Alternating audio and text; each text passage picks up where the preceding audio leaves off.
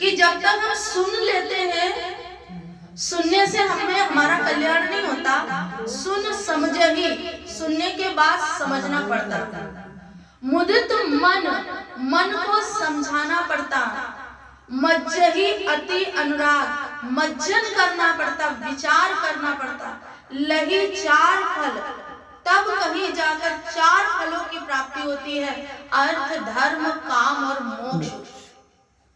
तब ये चार फलों की प्राप्ति होती है। पर संत कहाँ इसमें कहते हैं कि साधु समाज प्रयाग। अगर संतों के सानिध्य रूपी प्रयाग में जाएंगे तभी हमें ये चार फलों की प्राप्ति होती है।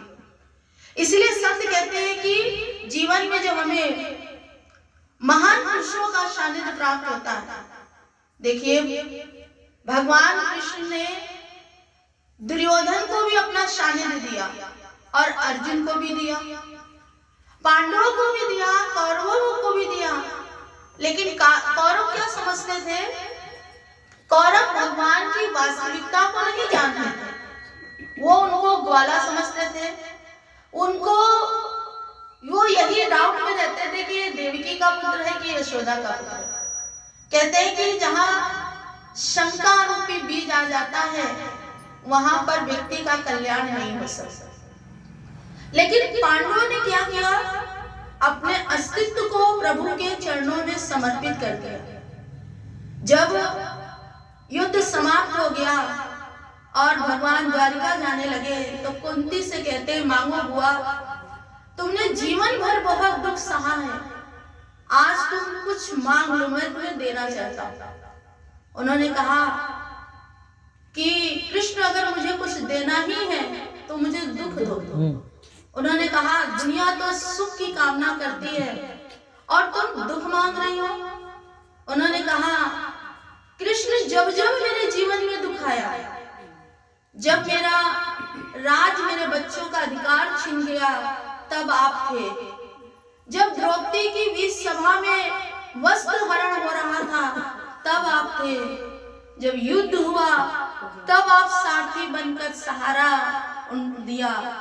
आज सब कुछ ठीक हो गया और आप जा रहे हो। कहा सुख में सुमरण ना किया, दुख में किया याद, कहे कबीरता दास की कौन सुने फरियाद। आज हम सुख में भगवान को नहीं याद कर पाते, लेकिन दुख में फटाफट भगवान याद आते हैं। पर संत क्या कहते हैं? द्रौपदी, कुंती कहती है कि तुमने जब दुख था तो तुम हमारे साथ थे, आज सुख आ गया है तो तुम हमें छोड़कर जा रहे। कृष्ण मुझे दुख दो ताकि मैं आप मेरे साथ रहो। तो आज संत यही समझाते हैं, दुख क्या है? दुख वो नहीं है कि संसार में अच्छा खाने को नहीं मिला, संसार में अच्छा पहनने को नहीं मिला, अच्छे घर में रहने को नहीं मिला। सबसे बड़ा दुख है कि प्रभु के चरणों का सानिध्य नहीं मिला। आप गीता भागवत उठा के पढ़े, पांडवों के पास क्या था? कुछ भी नहीं था। पूरा जीवन संघर्ष करते हुए बीता, लेकिन उनको भगवान कृष्ण का सानिध्य प्राप्त हुआ। और जिसे परमात्मा का सानिध्य प्राप्त हो जाता है तो वो अपने जीवन में अनंत सुख की प्राप्ति कर लेता है। इसीलिए हमारे संत कहते हैं, सैले सैले ना माणिक, मोतिक ना गजे गजे, साधु ना सर्वत्र, चंदन ना बने बने। सैले सैले माणिक, सैले मान पर्वत। हर पर्वत पे आपको मड़ियां नहीं मिलेंगी। हर हाथी के मस्तक पर गज मुक्ता नहीं होती है। कोई एक बिरला हाथी होता है जिसके मस्तक पर गज मुक्ता होती है। ऐसे आपको वृक्ष तो बहुत मिल जाएंगे। देखो पूरे कॉलोनी में वृक्ष लगे हैं, लेकिन चंदन का वृक्ष नहीं मिलेगा।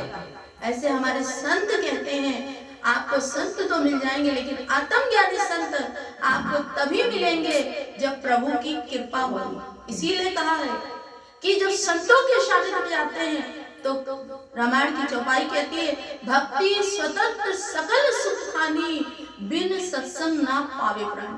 भक्ति समस्त सुखों की खान है। आज व्यक्ति कितनी खाने खोजता है? कोयले की खान खोजता है, सोने की खान, हीरे की खान, चांदी की खान, पेट्रोल की, डीजल की, अनेक खनिज पदार्थों की खान। और संत क्या कहते हैं, अगर सुख चाहिए तो सत्संग की खान खोदनी पड़ेगी, और सुख केवल सत्संग में ही मिलता है। इसीलिए कहा सत्संग है मान सरोवर, सुखों की खान बंदे, और सत्संग में ही मिलते हैं सचमुच भगवान बंदे। अगर किसी को भी भगवान की प्राप्ति हुई है, देखो अर्जुन को भी भगवान की प्राप्ति कहाँ हुई, जब गीता के अध्याय भगवान ने गीता सुनाई, सत्संग सुनाया। और सत्संग सुनाने के लिए बहुत लोगों की आवश्यकता नहीं होती। भगवान कृष्ण ने अर्जुन को सुनाया, भगवान शंकर ने माँ पार्वती को सुनाया। संत कहते हैं कि सत्संग सुखदेव जी ने परीक्षित को सुनाया। कहा सत्संग जब जीवन में प्राप्त होता है तो सुन समझ करके जीवन में उतारता है तो जीव का कल्याण होता है।